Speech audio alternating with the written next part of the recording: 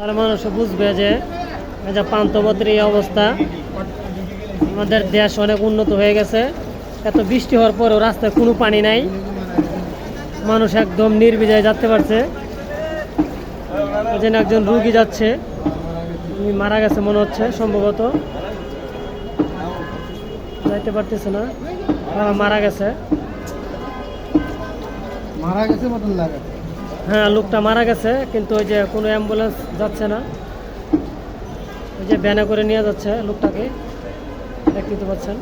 আমাদের দেশ বহুদূর এগিয়ে গেছে, রাস্তায় কোনো পানি নেই, একদম শুকনা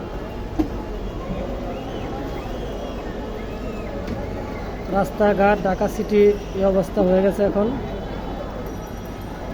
মানুষজন চলাফেরা করতে পারতেছে না, ভিজে ভিজে যাচ্ছে রিক্সা, ভ্যান।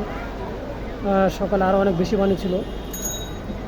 এই হচ্ছে এখন বর্তমান পরিস্থিতি। একটা লোক মারা গেছে, কিন্তু কোনো অ্যাম্বুলেন্স পায়নি, এভাবে যাচ্ছে, ভ্যানে করে যাচ্ছে নিয়ে। এটা দেখুন পরিস্থিতি